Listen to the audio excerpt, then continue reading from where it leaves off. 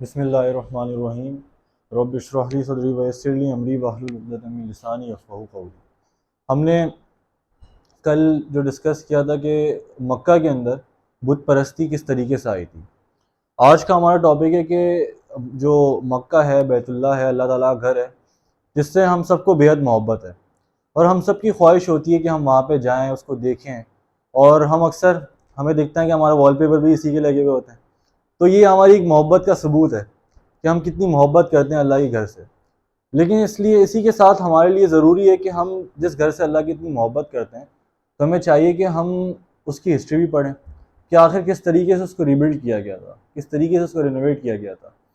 اور یہ آپ صلی اللہ علیہ وسلم کے وقت سے نہیں، یہ بہت پرانا چلتا آ رہا تھا، اور مکہ کافی دفعہ توڑا گیا ہے، لیکن بیس اس کی رہ گئی تھی، بیس کے اوپر کا حصہ توڑا گیا ہے۔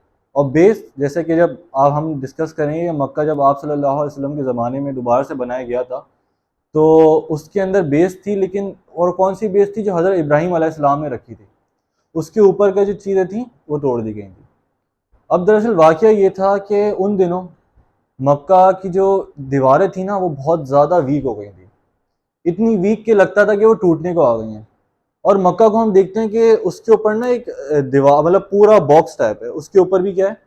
اس کے اوپر بھی وال ہے، لیکن پہلے نہیں تھی، پہلے کھلا ہوا تھا پورا۔ پہلے صرف 4 دیواری تھی، اوپر سے مکہ کیا تھا؟ کھلا ہوا تھا۔ خانہ کعبہ کیا ہوا تھا؟ کھلا ہوا تھا۔ تو چونکہ وہ کھلا ہوا تھا تو لوگ اس وقت کیا چھلانگ مار کے اندر آ گئے تھے، اور ایسا ہی ہوا۔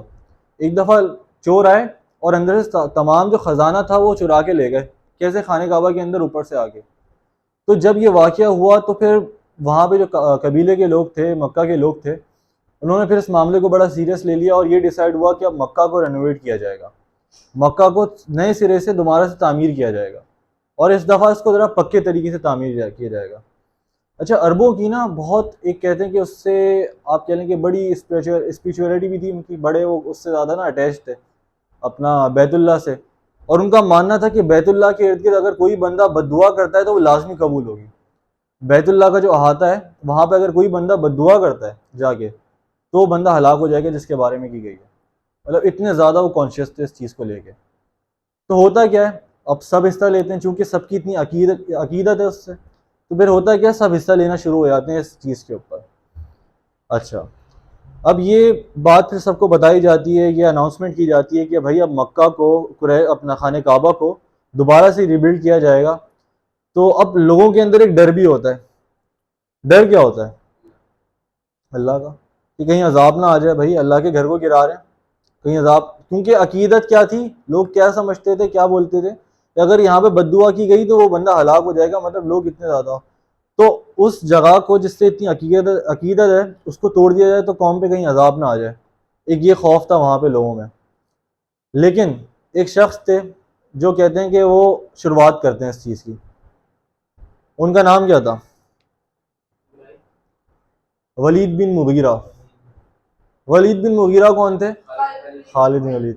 خالد بن ولید کے والد تھے، حضرت خالد بن ولید رضی اللہ عنہ کے کون تھے؟ والد تھے، اور ولید بن ولید رضی اللہ عنہ کے بھی والد تھے۔ ان کا نام کیا تھا؟ ولید بن مغیرہ، مخزومی تھے وہ۔ اچھا، وہ کیا کہتے ہیں؟ وہ شروعات کرتے ہیں، وہ اتنا بڑا قدم وہ خود لیتے ہیں، یہ دعا کرتے ہوئے لیتے ہیں کہ دیکھیں ہماری، اللہ سے دعا کرتے ہیں کہ دیکھیں ہماری نیت صاف ہے، ہماری نیت یہ نہیں ہے کہ ہم اللہ کے گھر کو توڑنا چاہ رہے ہیں، ہماری نیت یہ ہے کہ ہم اس کو دوبارہ سے ریبلڈ کریں، اچھے طریقے سے رینوویٹ کریں، ہم اس نیت سے اس کو دوبارہ سے تعمیر کریں گے توڑ کے۔ تو یہ دعا کر کے وہ کیا کرتے ہیں، کچھ پتھر توڑتے ہیں۔ اب جب ارد گرد کے لوگ ہوتے ہیں وہ دیکھتے ہیں کہ پتھر توڑ دیا گیا اور ولید بن مغیرہ کو تو کچھ بھی نہیں ہوا، تو لوگ کہتے ہیں بھائی اس پہ تو عذاب نہیں آیا، اس کا مطلب یہ کام ٹھیک ہے، ہمیں بھی کرنا چاہیے۔ تو سب آ جاتے ہیں خانہ کعبہ کے اوپر کی تعمیر تھی پرانی، اس کو کیا کرنے کے لیے؟ گرانے کے لیے، توڑنے کے لیے سب آ جاتے ہیں۔ اب خانہ کعبہ کیا اوپر سے ٹوٹ چکا ہے۔ اب کیا ہوتا ہے؟ اب جب اس کو بلڈ کیا جا رہا ہوتا ہے تو ایک مرحلہ آتا ہے جس میں کیا ہوتا ہے؟ حجر اسود کو لگایا جاتا ہے۔ حجر اسود سے پہلے ہم اس بات کو ڈسکس کرتے ہیں کہ جب اس کی تعمیر کی جاتی ہے تو ایک بندے کو بلایا جاتا ہے وہاں پہ تعمیر کے لیے، ایک بندے کو بلایا جاتا ہے کس کے لیے؟ تعمیر کے لیے، اور وہ رومی ہوتا ہے۔ اچھا، نام یاد رکھیے گا، وہ رومی کا نام کیا ہے؟ بقوم۔ بقوم کو کیا کیا جاتا ہے؟ تعمیر کے لیے بلایا جاتا ہے کہ وہ مکہ کو پھر سے تعمیر کرے، خانہ کعبہ کو. خانہ کعبہ کو کس نے تعمیر کیا؟ بقوم نے. اچھا، تو بقوم کیا کرتا ہے؟ بقوم رومی کو بلایا جاتا ہے کہ وہ خانہ کعبہ کو دوبارہ سے تعمیر کرے، نئے سرے سے، اچھے طریقے سے. اب اس کی تعمیر کے جو سلسلے ہیں وہ شروع ہو جاتے ہیں. اب ہوتا کیا ہے کہ اناؤنسمنٹ ہوتی ہے کہ جو بھی اس کے اندر پیسے کنٹریبیوٹ کرے، اچھا ہر قبیلے کا نا حصہ مقرر کر دیا گیا تھا کہ فلاں قبیلے کا اتنا حصہ ہے، فلاں قبیلے کا اتنا حصہ ہے. تمام قبائل کے اندر ڈسٹریبیوشن ہو گئی تھی کہ آپ کا اتنا حصہ آئے گا خانہ کعبہ کی تعمیر میں.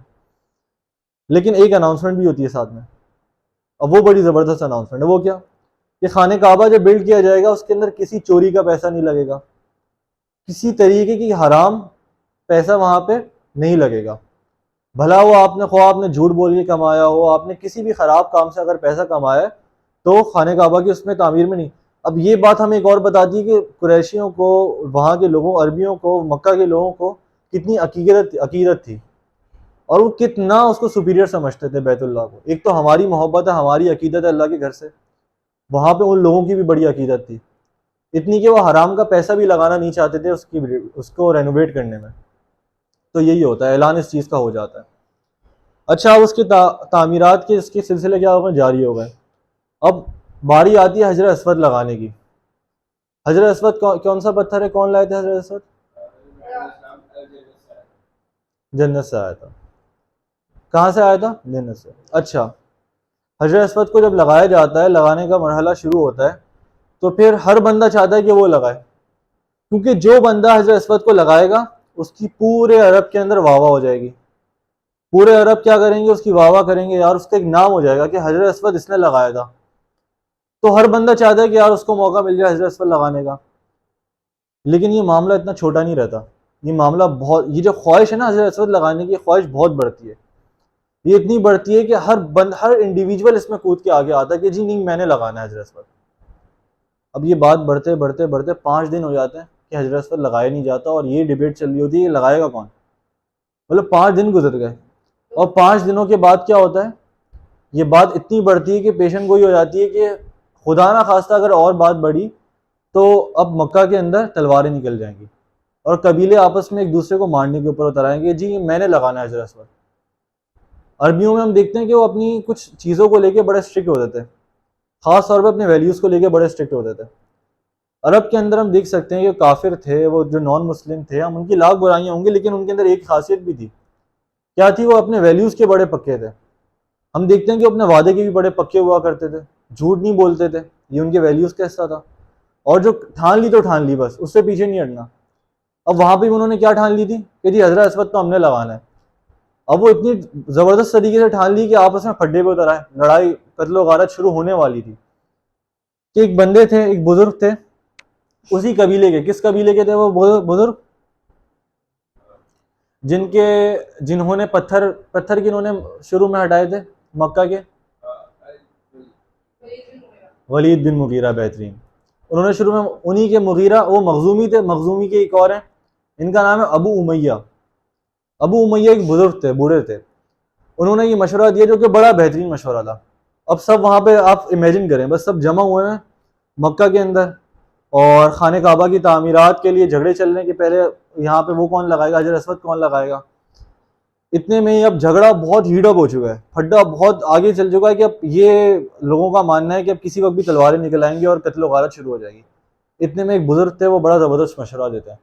وہ کہتے ہیں دیکھیں آپ، تم لوگ کیوں آپس میں ایک دوسرے کا خون بہانے پہ تلے آئے ہو؟ کیوں آپس میں لڑ رہے ہو؟ ایک کام کرتے ہیں، یہ جو گیٹ ہے نا، وہاں پہ گیٹ تھا، اس گیٹ میں سے جو بندہ آئے گا وہ جو مشورہ دے گا مان لو. ہم ایک کام کرتے ہیں، ہم آپس میں متحد ہوتے ہیں اور ایک عہد کرتے ہیں کہ اس گیٹ میں سے جو بھی بندہ آتا ہے نا، پہلے جو بندہ پہلے آیا وہ جس کے اوپر ہاتھ رکھے گا وہی حجر اسود لگائے گا. اس کے مشورے کی بنا کے اوپر وہ ہر بندہ مانے گا. تو سب بڑا خوش ہوتے ہیں اس مشورے کے اوپر، سب اس چیز کو ایکسیپٹ کر لیتے ہیں. اب سب انتظار میں بیٹھ کے کہ بھئی کون آتا ہے گیٹ سے، کون آتا ہے، کون آتا ہے. سب انتظار میں، سب دیکھ رہے ہیں کون آتا ہے. آپ سب، ہاں کون آتے ہیں؟ آپ صلی اللہ علیہ وسلم آ جاتے ہیں. نہیں وہ نہیں لگاتے. اب آگے آ رہا ہے نا واقعہ. آتے کون ہیں؟ آپ صلی اللہ علیہ وسلم. اچھا، جب آپ صلی اللہ علیہ وسلم آتے ہیں تو لوگ کیا ہو جاتے ہیں؟ بڑے خوش ہو جاتے ہیں. لوگ کیا ہو جاتے ہیں؟ جب لوگ خوش ہوتے ہیں تو ایک جملہ کہتے ہیں عربی کے اندر، الامین رضینا ھذا محمد.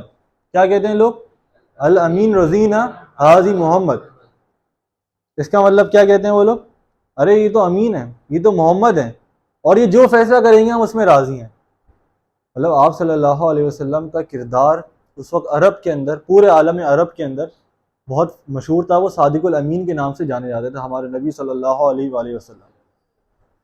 ایک تو لوگ انتظار کر رہے ہیں کہ بھائی کون بندہ آئے تو اس کا مشورہ مانیں، اور آ بھی کون رہے ہیں؟ آپ صلی اللہ علیہ وسلم آ جاتے ہیں تو لوگ اور بھی خوش ہو جاتے ہیں کہ اب ان کا جو مشورہ ہے وہ ہم لازمی مانیں گے. اور خوشی سے کیا کہتے ہیں؟ الامین رضینا ھذا محمد، کہ یہ تو محمد ہیں، یہ تو امین ہے، صادق الامین ہے، یہ جو کہیں گے ہم مان لیں گے. اور ایسا ہی ہوتا ہے جب آپ صلی اللہ علیہ وسلم آتے ہیں تو لوگ یہ مشورہ، یہ بات بتاتے ہیں کہ دیکھیے اس طریقے سے ہمارا فیصلہ طے پایا کہ آپ جو مشورہ دیں گے ہم مانیں گے، آپ جس کو کہیں گے ہم وہی حجر اسود کو لگائے گا. اب جو آپ صلی اللہ علیہ وسلم جو مشورہ دیتے ہیں وہ تھا اصل بہتر. آپ صلی اللہ علیہ وسلم کیا مشورہ دیتے ہیں؟ کہتے ہیں کہ ایک چادر لے آؤ، چادر کے اوپر حجر اسود رکھو، اور ہر سردار وہ چادر کا ایک کنارہ پکڑ لے. کیا کریں؟ چادر لائی جائے، چادر کے اوپر حجر اسود کو رکھا جائے، اور ہر بندہ اس چادر کا ایک ایک سرا کیا کرے؟ پکڑ لے. اور یہی ہوا اس حکم کی تعمیل ہوتی ہے. اور کیا کرتے ہیں آپ صلی اللہ علیہ وسلم؟ کہتے ہیں کہ پھر اس حجر اسود کو اسی طریقے سے سب نے پکڑ لیا چادروں کناروں سے، اس کو لے جایا جائے اس جگہ پہ جہاں پہ حجر اسود کیا ہوگا؟ فٹ ہوگا. سارے سردار لے جاتے ہیں، آپ صلی اللہ علیہ وسلم اٹھاتے ہیں حجر اسود کو اور لگا دیتے ہیں. نہیں لگایا انہوں نے، لیکن بات کیا ہوئی؟ سب کی کنٹریبیوشن آ گئی. مطلب یہاں سے ہم آپ صلی اللہ علیہ وسلم کی ذہانت دیکھیں کہ اب کوئی ایک بندہ لگاتا تو کیا آتا؟ اسی کا نام آتا، اور باقی جو سرداران تھے وہ ہو جاتے کہ دیکھیں ہم رہ گئے اور ان کا آ گیا. ایک بات تو رہتی نا. اس سے کیا ہوا؟ تمام سرداران کی کنٹریبیوشن آ گئی، اور ایک جو جھگڑا کافی دنوں سے چلتا آ رہا تھا کہ جی کون لگائے گا، لوگ انا کا مسئلہ بنا رہے تھے اس چیز کو کہ دوسرا کیوں لگائے، میں لگاؤں گا. تو اس مسئلے کو کس طریقے سے سارٹ آؤٹ کیا ہمارے نبی صلی اللہ علیہ وسلم نے؟ کہ سب کی کنٹریبیوشن آ گئی اس کے اندر، تو حجر اسود کو اس طریقے سے لگا دیا گیا. اچھا، اس واقعے کے بعد سب نے آپ صلی اللہ علیہ وسلم کے اس مشورے کو بہت زیادہ کہتے ہیں کہ ایڈمائر کیا، بہت زیادہ اپریشیٹ کیا کہ یہ مشورہ بہت بہترین مشورہ تھا، اور سب اس سے سب خوش. ایک وہ لوگ جو آپس میں لڑنے، قتل و غارت پہ تلنے والے تھے، قتل و غارت پہ آنے والے تھے، وہ کیا؟ وہ خوش ہیں. سب آپس میں خوشی کی لہر دوڑ پڑی کہ کیا مشورہ دیا ہمارے نبی صلی اللہ علیہ وسلم نے. اور اس طریقے سے مکہ کے اندر حجر اسود کو فٹ کیا گیا. اچھا، اب جیسے کہ میں آپ سے شروع میں ایک بات ڈسکس کری تھی کہ مکہ کی جب تعمیر ہو رہی تھی، مکہ کو تعمیر کیا جا رہا تھا، تو اس دوران یہ اعلان کیا گیا تھا. کیا اعلان کیا گیا تھا؟ ہاں، حرام پیسہ نہیں لگے گا، سارے حلال پیسہ لگے گا. اگر کوئی چوری کا پیسہ ہے تو وہ بھی نہیں لگایا جائے گا، کوئی جھوٹ بول کے غلط طریقے سے پیسہ لگائے تو وہ بھی نہیں لگایا جائے گا. تو اب چونکہ حلال پیسہ چاہیے، پیسے کی کمی آ گئی. ہوتا کیا ہے؟ پیسے کی کمی آ جاتی ہے. اب پریشان بھائی، اب کیا کریں؟ اب سب پریشان ہیں کہ بھائی اب تو خانہ کعبہ کے اندر مطلب ہم سب کوشش کر رہے ہیں، اور ایٹ دا اینڈ کیا مطلب تعمیر کے لیے پیسے ہی نہیں ہیں اب. اور پھر کیا کیا جاتا ہے؟ پھر ایک فیصلہ ہوتا ہے کہ ہم اس کے اندر نا اس کی جو 5 فٹ جگہ چھوڑ دیں گے. خانہ کعبہ کی 5 فٹ کیا کریں گے؟ جگہ کیا کریں گے؟ چھوڑ دیں گے. 5 فٹ کیا کریں گے؟ چھوڑ دیں گے، جگہ کو کانٹریکٹ کر دیں گے. ہم خانہ کعبہ کو دیکھتے ہیں، ہم دیکھتے ہیں گول دائرہ بنا ہوا ہے سراؤنڈنگ کے اندر، اور وہ گول دائرہ کیا ہے؟ وہ پہلے وہ احاطہ تھا جہاں پہ خانہ کعبہ تھا. وہ احاطہ کیا تھا؟ وہ خانہ کعبہ کا احاطہ تھا. پہلے خانہ کعبہ کے اتنا بڑا تھا، لیکن کیوں کیا گیا تھا؟ اس وقت کیا مسئلہ چل رہا تھا؟ اس وقت اس وجہ سے 5 فٹ کر دیا گیا تھا، خانہ کعبہ کو کم کر دیا گیا تھا. جب ہی کہا جاتا ہے کہ جو بندہ اس دائرے کے اندر نماز پڑھتا ہے وہ گویا ایسا ہے جیسے اس نے بیت اللہ کے اندر نماز پڑھی ہے. لوگ آپ نے دیکھا ہوگا، آپ نے سنا ہوگا، حاجی جب جاتے ہیں یا عمرے پہ جاتے ہیں تو وہ کوشش کرتے ہیں کہ ان کو دائرے کے اندر نماز پڑھنے کی اجازت مل جائے گی، ذریعے کسی طریقے سے ان کو مل جائے جگہ، وہ جگہ نماز پڑھ لیں کسی طریقے سے. لوگ کیوں اتنے پیشنیٹ ہوتے ہیں؟ کیونکہ ان کو پتا ہوتا ہے کہ اس دائرے میں نماز پڑھنے کا مطلب کیا ہے، جیسے کہ انہوں نے گویا خانہ کعبہ کے اندر نماز پڑھی ہے. اور خانہ کعبہ کے اندر کیوں نماز پڑھی، ایسا کیوں سمجھتے ہیں؟ کیونکہ وہ خانہ کعبہ کا ہی حصہ تھا. البتہ اس کو کانٹریکٹ کر دیا گیا تھا. تو اس طریقے سے خانہ کعبہ کو بلڈ کیا گیا اور اوپر کی بھی تعمیر اس کی ہوئی گئی, اور اس طریقے سے پھر خانہ کعبہ کو بلڈ کیا گیا اور سب اس طریقے سے خوش رہے. تو ہم نے اس پورے واقعے سے کیا سیکھا؟ ہم نے یہ سیکھا, ہم نے پہلے تو آپ صلی اللہ علیہ وسلم کی ہم نے ذہانت دیکھی, کیا ماشاء اللہ سے آپ صلی اللہ علیہ وسلم نے مشورہ دیا, اور اس طریقے سے ان کی عزت میں, ان کی بڑھائی میں اور بھی اضافہ ہوا, اور لوگ ان کی مثالیں دینے لگ گئے. اور کیا ہوا؟ ایک خوشی کی لہر دوڑ پڑی. اس سے ہم نے سیکھا کیا؟ ہم نے سے ایک بہت زبردست چیز سیکھی. وہ کیا؟ ہم نے کانفلکٹ مینجمنٹ سیکھی. ہم دیکھتے ہیں کہ ہمارے ذاتی معاملات کے اندر اکثر اختلافات ہو جایا کرتے ہیں. تو ہم نے سیکھا کہ اختلافات کو انا کا مسئلہ نہیں بنانا چاہیے اختلافات میں, اور دوسری بات کسی بڑے کی رائے لینی چاہیے. وہاں پہ کیا ہوا؟ بنو امیہ کون تھے؟ ابو امیہ کون تھے؟ بزرگ تھے. اور وہ مشورہ کس نے دیا تھا کہ بھائی جو بندہ آئے گا اس کی بات سن لو؟ ابو امیہ نے دیا تھا, ایک بزرگ نے دیا تھا. اور کیسا بہترین مشورہ دیا تھا. اگر وہ مشورہ نہیں دیا جاتا تو آپس میں اختلافات کی بنیاد کے اوپر قتل و غارت ہو جاتی. تو ہم نے کیا سیکھا؟ اگر ہم کسی مسئلے میں پڑھتے ہیں, بجائے اس کی کہ ہم نفسا نفسی میں دوڑ پڑیں, ایک دوسرے سے پھڈے بازی, قتل و غارت پہ آ رہے ہیں, گالم گلوچ کر رہے ہیں, ایک دوسرے لڑ رہے ہیں, ہم کسی بڑے سے مشورہ لے لیں. ہمیشہ کسی تھرڈ پارٹی کو انوالو کریں, اور تھرڈ پارٹی کون ہونا چاہیے؟ کوئی بڑا. کیونکہ بڑوں کے اندر علم, ہمارے پاس علم تو آ سکتا ہے لیکن ہمارے پاس حکمت نہیں. کیوں؟ حکمت عمر کے ساتھ آتی ہے. حکمت کس کے ساتھ آتی ہے؟ ایج کے ساتھ آتی ہے. جتنی ایج ہوتی ہے اتنی حکمت, تجربہ آتا جاتا ہے. تو جو بزرگ ہوتے ہیں, بڑے ہوتے ہیں, ان کے پاس کیا ہوتا ہے؟ تجربہ ہوتا ہے, حکمت ہوتی ہے. تو وہ اپنی حکمت کی بنا کے اوپر ایسے مشورے دیتے ہیں جو ہمارے ذہن میں بھی نہیں آئے ہوئے تھے. تو مشورہ کتنا زبردست تھا. اس کے بعد بھی لوگ سب سے ایگری ہوئے, اور پھر ہم نے کیا سیکھا کہ اختلافات کو درمیانے طریقے سے سارٹ آؤٹ کریں. وہ چادر یہ بھی نہیں ہوا کہ ایک بندہ حجر اسود لگا دے, کہیں نہ کہیں تو بات آ جاتی. سب نے کتنا زبردست مشورہ دیا گیا کہ سب اس کو اٹھائیں, سب کی کنٹریبیوشن آ گئی. ہم نے دوسری چیز کیا سیکھی؟ Conflict management. اور دوسری چیز کیا؟ کہ اختلاف انا کا مسئلہ نہ بنائیں, اور اس کو کیا کریں؟ درمیانی رائے اختیار کریں. جب بھی اختلافات ہوں تو درمیانی رائے. پہلی چیز کیا؟ بڑوں سے مشورہ لیں. دوسری چیز کیا؟ درمیانی رائے اختیار کریں. آج کے اس ایپیسوڈ کا ہم یہیں تک رکھتے ہیں. جزاکم اللہ خیرا. اللہ حافظ.